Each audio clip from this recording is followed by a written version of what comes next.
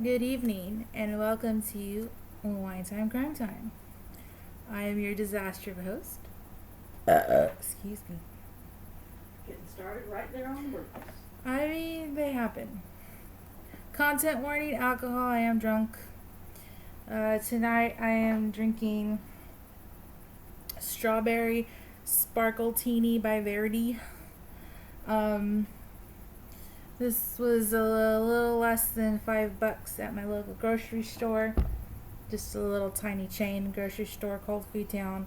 I don't know exactly if they're located anywhere else or just the Houston area, but yeah. And it's actually not that bad. It's pretty good. I also curse a lot, and there's murder on today's episode. No. Child murder. No rape though. Zero rape. Zero. No, I've done one before with zero rape. Or was that the one that I ended up finding out there was rape later? Last week you said there would be zero rape, but then you found out there was rape. There was no rape in the cheerleader. That's right. The cheerleader one was dumb though. Oh, it was just boring. There was nothing. There was that was the worst crime ever. There was no murder in the cheerleader murder. You look creepy. Didn't I not always? Neither of the riots had rape.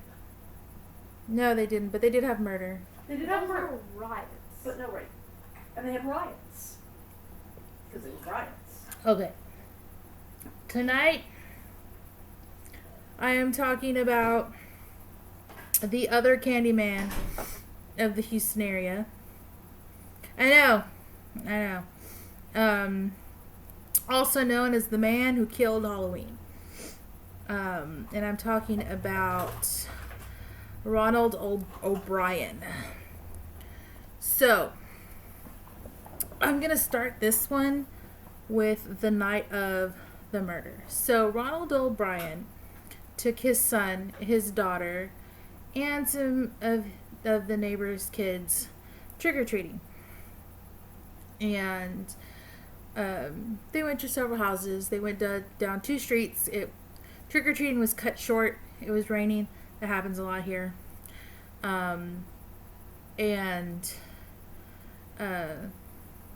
They came to a house where nobody answered. So the kids got impatient and ran to the next house. O'Brien stayed behind and came back, caught up with everybody, and was holding 5 pixie sticks, of which he distributed to the children. And then the 5th pixie stick he gave to a 10-year-old boy he recognized from his church. So O'Brien was an optician in Sharpstown, as well as a deacon for the Second Baptist Church. He also sang in the church's choir, and he was in charge of the local bus program in Deer Park. So, like, involved with the community. So they finished up trick-or-treating. And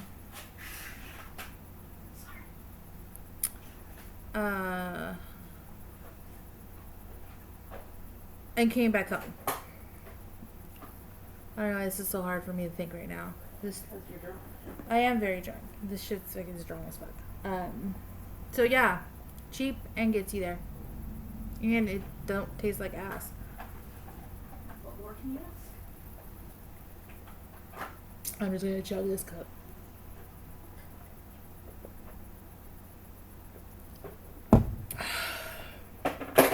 I'm gonna regret that later.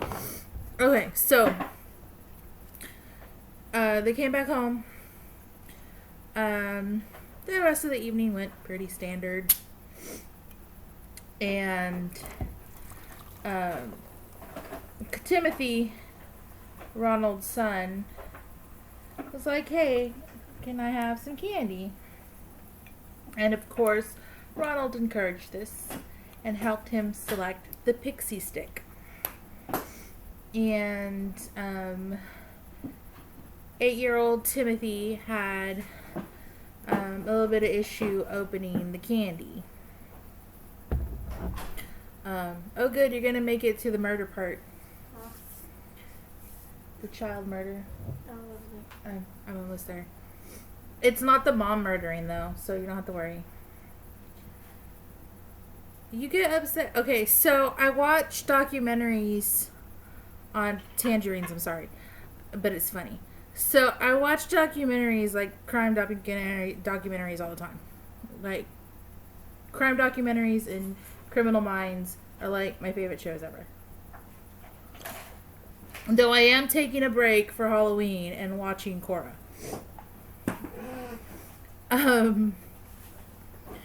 So generally the child tends to walk in on the episodes where moms are killing their kids. And it gets really upset by this. Because they think that's all the crime shows I watch are mothers killing their children. No, it's not that. It's that I literally can't come into a living room without a child being murdered by their parent every single time. Well, this is the first crime time I do with the parent murdering a child, and it's only because it happened on Halloween. I'm doing all Halloween ones this month. You hate me. I mean, I don't lie about that. You're just slowly communicating that you want me to die. I mean, I don't want you to die. I see them. I might think about it, but that doesn't mean I want you to die.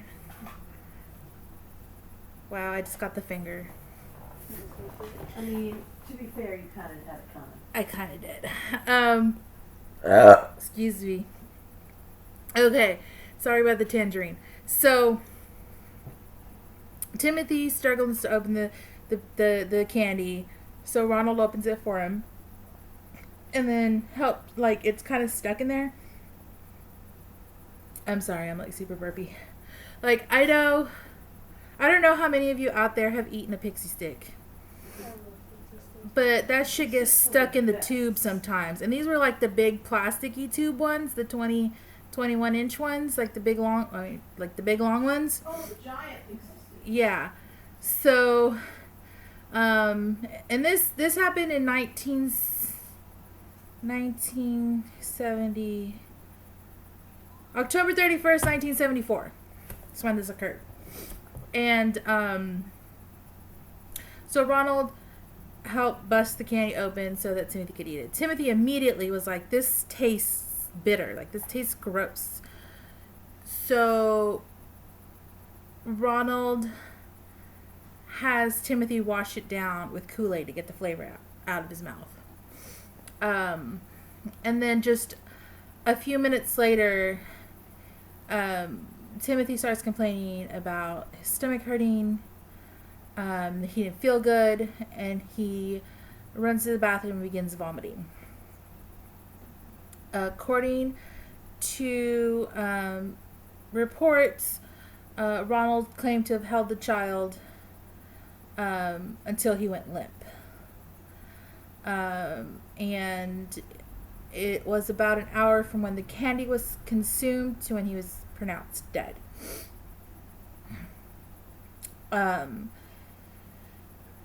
So this, of course, parents' worst nightmare, poison candy. The community gets hysterical. To this day, people from Deer Park, trick-or-treating is frowned upon. Like, they don't go trick-or-treating. Halloween in Deer Park is dead. Yeah, there is no Halloween in Deer Park. Unless you go somewhere else. Yeah, I mean, people from Deer Park, if they want to trick-or-treat, will go other places. But there is no trick-or-treating in Deer Park. Never has been. It is absolutely dead there. And because of this incident. And so, Ronald spins this story about how he got after the kids ran off, he knocked on the door again, and somebody answered, and he didn't ever see the person. He just saw the person's arm hand him 5 pixie sticks, of which he distributed to the children. So, you know, so 4 of the Pixie Sticks were pretty much retrieved right away. The parents of the 10-year-old boy that he encountered and gave, Jesus Christ, gave the candy to. I really need to not hold on to pens when I'm talking to you guys. Are hysterical. They can't find the candy. They're freaking the fuck out. Their kid's asleep in bed. They end up finding the unopened candy in the kid's hand, who is asleep. So luckily no one else consumed the poison Pixie Sticks.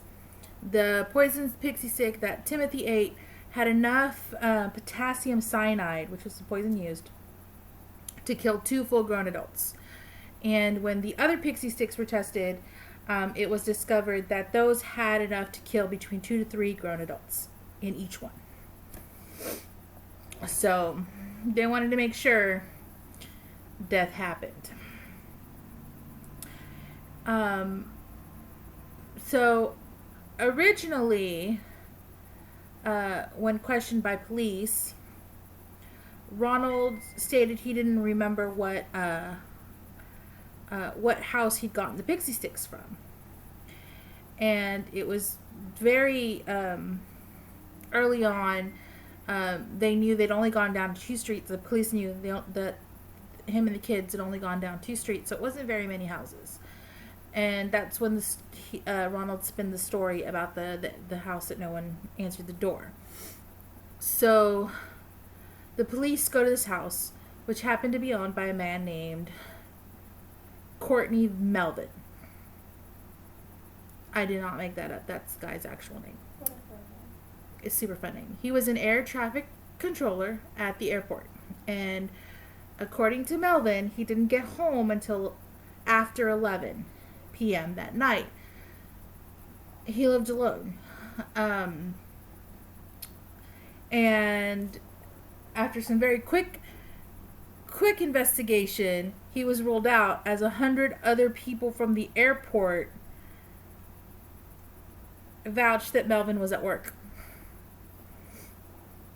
So this is when attentions get turned onto Ronald. And it's discovered that Ronald has taken out not one, but several life insurance policies on both his children, his son Timothy and his daughter Elizabeth. Yeah, and that Ronald is over $100,000 in debt. He's about to lose his job in Sharpstown at the eye doctor because he was been suspected of stealing. Like, why are you gonna steal from an eye doctor? Like, there's like, what, 3 employees at a place like that? Like, there's not a whole lot of people that work at an eye doctor. Especially not when we do cold. Well, this one wasn't sure. He drove to Sharpstown to work. Like, Still. there's just not... What? God, this guy retarded. I'm sorry. This guy's stupid. I'm sorry I used that word. I'm so sorry. This guy dumb. This guy real dumb. So they find enough evidence. He had called a chemist just weeks before to ask about potassium cyanide. And then at his son's funeral, he tells his in-laws about what he's going to spend the money from the life insurance on. About how he wanted to take a trip and all the stuff he was going to buy. Yeah. So he goes to trial. The chemist and his in-laws both testify. He pleads not guilty, and it takes less than an hour for the jury to come back, and he is sentenced to death by lethal injection. So on, I think it's in March of 1984, just shy of my first birthday. I don't know why. I don't know why. He is put to death in Huntsville, where he was at the penitentiary. But yeah, that's the man who killed Halloween. And Deer Park has no Halloween. He literally killed Halloween for an entire town.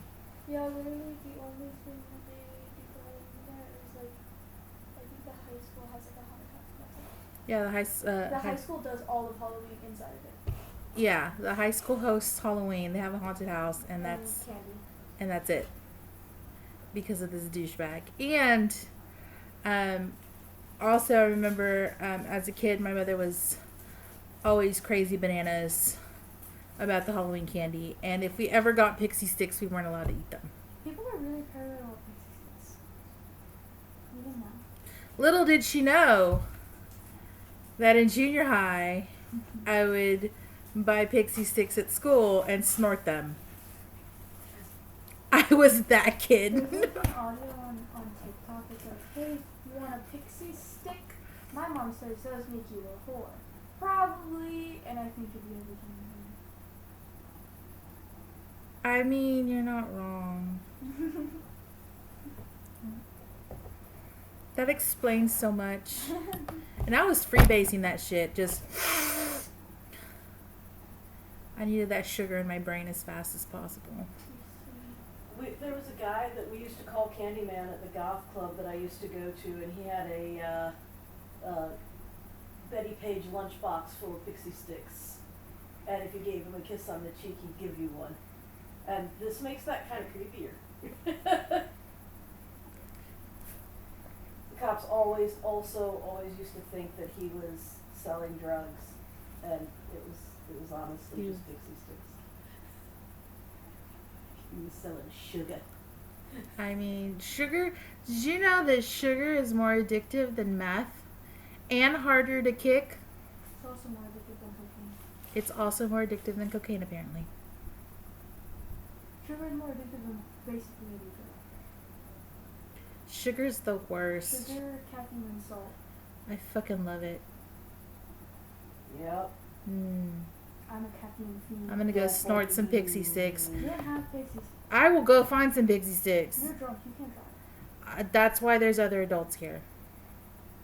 Durr. I mean, I can probably be bribed into getting pixie sticks. Yeah, that's pretty true. It's time to go snort some pixie sticks. Remember, if you commit I'm that drunk.